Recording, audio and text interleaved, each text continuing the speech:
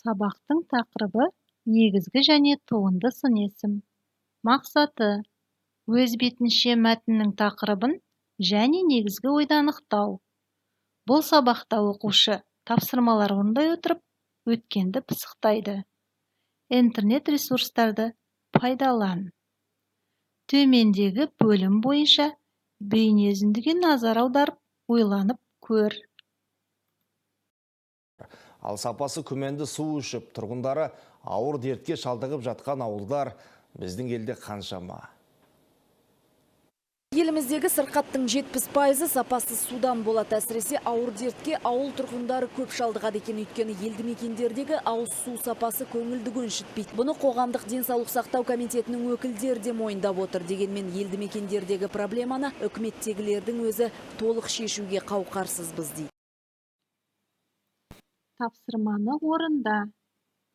Суреттерге назар аударып, тиісті жұрнақтарды жалғау арқылы туынды сын есім жасап көр.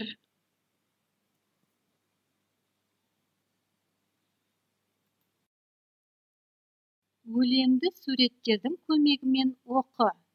Ұшақтан жылдам бұлттар. Таңертең күн ашық, тұр еді нұр шашып. Аспанда бұлт жоқ, ендеше күдік жоқ. Ойладым дәл бүгін, жаумайды жауын. Шықтым мен үйімнен, жидешең күйіммен. Әурелер жолда құр, алғам жоқ қол шатыр.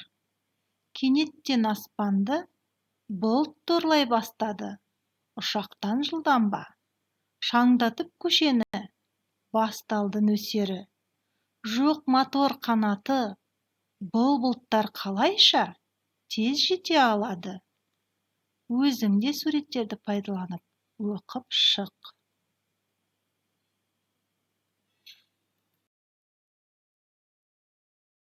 Жазылым. Керекті сөздерді пайдаланып, сұрақтарға жауап жаз. Керекті сөздер: ашық, бұлтсыз, бұлтты, қалың. Сұрақтары: күн қандай? Аспан қандай? Аспанды қандай бұлт торлады? Сын есімдердің астын сыз. Туынды сын есімді сөз құрамына ажырат.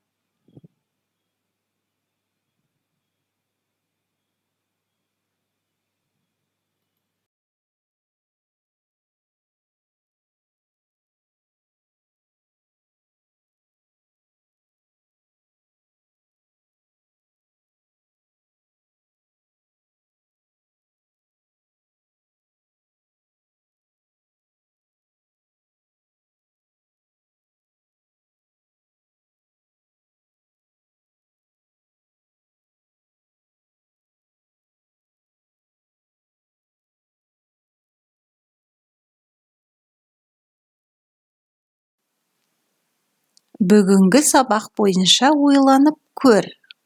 Ойлан және тап. Түсі, дәмі, көлемі. Түсі қызыл, дәмі тәтті, көлемі үлкен. Әрі қарай түсіне, дәміне, көлеміне байланысты сын есімдер ойлап көр.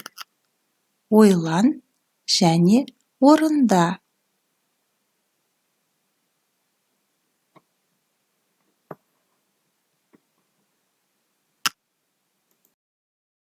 Үлгі дәптермен жұмыс.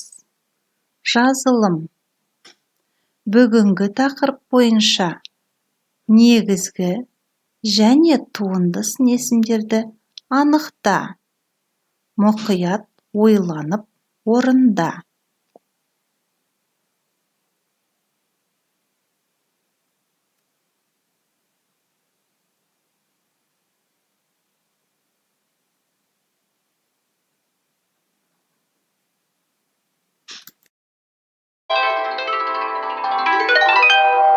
Қайталайық.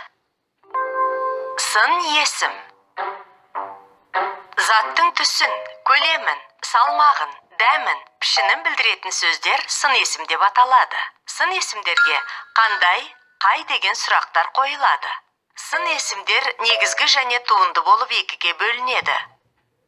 Негізгі сын есім. Түбір сөзден жасалған сын есімдер негізгі сын есімдер деп аталады. Мысалы, жақсы, үлкен, қызыл. Туынды сын есім. Түбір сөзге жұрнақ жалғану арқылы жасалған сын есімдер туынды сын есімдер деп аталады.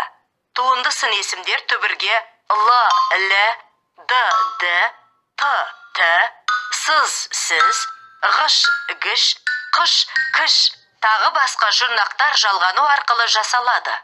Мысалы, таулы, ақылды. Шығармашылық тапсырма. Тауда жүрген тарғылаң, ол қайратты, не? Ойлан. Суреттегі аң бойынша не білесің?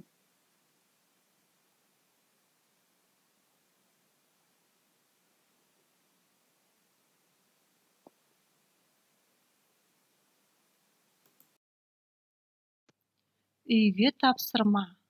Мақалдардың қатесін түзеп жаз. Бүгінгі негізгі және туынды сын есімдерді қайталау сабағы бойынша өзіңді бағалап көр. Тапсырмалар орындау барысында өзің қай қоржынды таңдайсың? Ойлан.